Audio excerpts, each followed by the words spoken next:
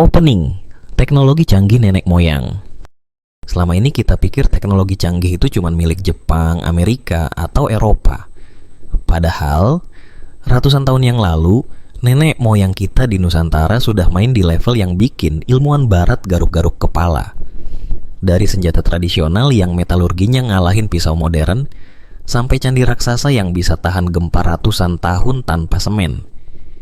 Ini dia, 5 teknologi kuno Indonesia yang sampai sekarang masih bikin ilmuwan dunia bingung.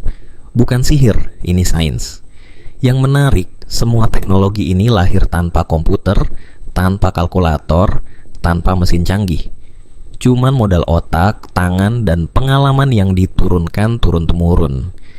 Kita mulai dari benda yang paling sering diremehkan, keris, senjata mistis yang sebenarnya high-tech. Nomor 1, keris.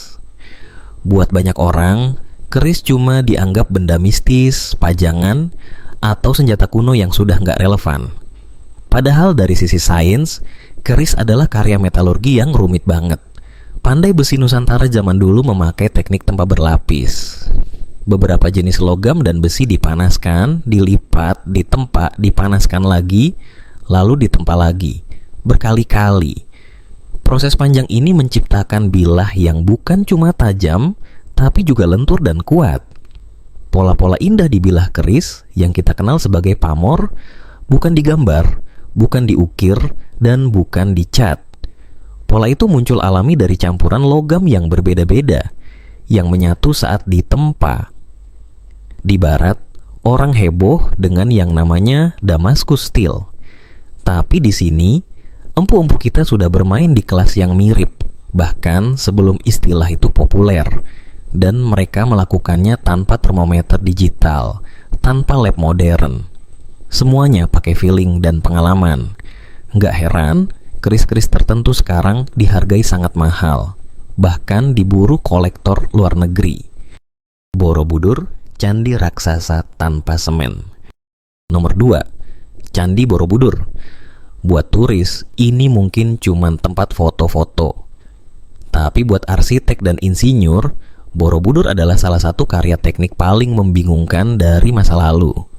Candi ini dibangun sekitar abad ke-8 sampai ke-9, memakai puluhan ribu meter kubik batu andesit. Semua itu disusun di atas sebuah bukit di wilayah yang rawan gempa. Tapi anehnya, bangunan raksasa ini bisa bertahan lebih dari 1000 tahun. Rahasianya ada pada cara penyusunannya. Borobudur memakai sistem yang bisa dibilang dry stone. Batu-batu dipotong sangat presisi, lalu dikunci satu sama lain dengan mekanisme khusus, semacam kuncian dan pasak batu. Beberapa di antaranya bentuknya mirip sambungan ekor burung atau dovetail joint. Karena tidak pakai semen, struktur batu ini justru punya kemampuan untuk sedikit bergerak saat diguncang gempa, bukannya kaku lalu patah. Ini prinsip yang sekarang dipakai juga di beberapa desain tahan gempa modern. Insinyur yang meneliti Borobudur harus membuat model komputer untuk memahami cara kerja sistem kuncian batu ini. Sesuatu yang nenek moyang kita lakukan tanpa satupun software. Kapal finisi, blueprint di kepala, bukan di kertas. Nomor 3, kapal finisi dari Sulawesi Selatan. Banyak orang melihat finisi sebagai kapal tradisional yang estetik buat wisata. Padahal, dari sudut pandang teknik perkapalan, desain kapal ini sangat jenius.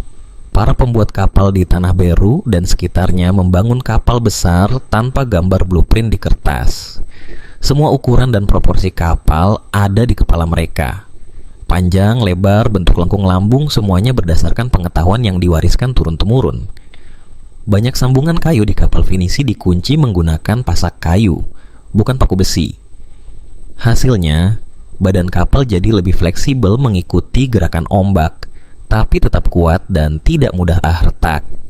Rigging dan susunan layarnya juga didesain untuk memanfaatkan angin secara maksimal di perairan Nusantara yang arah dan kekuatannya tidak selalu bersahabat. Ini bukan hasil sekali coba, tapi hasil eksperimen ratusan tahun para pelaut Bugis dan Makassar. Kalau sampai di sini kamu masih nonton, berarti kamu salah satu dari sedikit orang yang nggak meremehkan nenek moyangnya sendiri. Klik like dulu biar konten tentang sejarah dan teknologi kayak gini bisa menjangkau lebih banyak orang Indonesia. Dan jangan lupa subscribe, karena kalau bukan kita yang angkat cerita-cerita ini, siapa lagi? Subak Bali, smart farming versi nenek moyang. Nomor 4, sistem irigasi subak di Bali. Dari jauh, kita cuma melihat sawah bertingkat yang indah dan instagramable. Tapi di balik pemandangan itu, ada sistem pengelolaan air yang diakui UNESCO sebagai warisan dunia. Subak bukan sekadar saluran air. Ini adalah sistem sosial, teknis, dan spiritual yang kompleks. Melalui subak, air dari hulu dibagi secara adil sampai ke hilir, sehingga petani di bagian bawah tidak kehabisan air. Jadwal tanam juga diatur bersama-sama, sehingga hama tanaman sulit berkembang besar-besaran. Yang menarik, semua ini dilakukan tanpa aplikasi, tanpa Excel, tanpa sensor canggih. Tapi hasilnya bisa dibilang mirip konsep smart farming, jauh sebelum istilah itu lahir. Mereka menggabungkan perhitungan praktis dengan filosofi Trihita Karana. Keseimbangan hubungan manusia dengan Tuhan, manusia dengan sesama, dan manusia dengan alam. Rumah adat, desain sederhana, tahan gempa.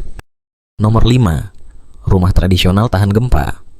Banyak rumah adat di Indonesia, dari rumah gadang di Sumatera, rumah panggung di Jawa, sampai rumah-rumah adat di Nusa Tenggara, memakai konsep yang mirip, rumah panggung yang berdiri di atas tiang-tiang kayu, dan tiang itu diletakkan di atas batu pondasi, bukan dicor kaku di dalam tanah. Alasan praktisnya mungkin sederhana, supaya aman dari banjir, dari hewan buas, dan lebih sejuk. Tapi secara tidak langsung, desain ini justru bagus untuk menghadapi gempa. Saat terjadi guncangan, energi gempa tidak langsung menghancurkan dinding batu atau tembok kaku. Getaran disalurkan lewat tiang dan sambungan kayu yang lebih lentur. Beberapa penelitian teknik sipil modern yang menguji model rumah tradisional menunjukkan bahwa banyak desain rumah adat ini punya performa yang sangat baik saat diguncang simulasi gempa. Simple, tapi brilian. Outro, mau nerusin warisan atau cuma nonton? Jadi, setelah lihat semua ini, masih mau bilang nenek moyang kita cuman orang kampung yang nggak ngerti teknologi. Dari keris, candi, kapal, sawah, sampai rumah, semuanya nunjukin satu hal. Bangsa ini sudah lama sekali punya tradisi ilmu pengetahuan dan rekayasa yang serius. Sekarang pertanyaannya, kita yang hidup di zaman gadget dan internet ini, mau nerusin warisan itu atau cuma jadi penonton? Tulis di kolom komentar. Teknologi kuno Indonesia apalagi yang menurut kamu wajib kita bahas di part 2. Yang paling banyak disebut bakal kita kulik dalam di video berikutnya. Kalau kamu setuju konten kayak gini harus lebih banyak di YouTube, tulis juga di komentar. Lanjut part 2.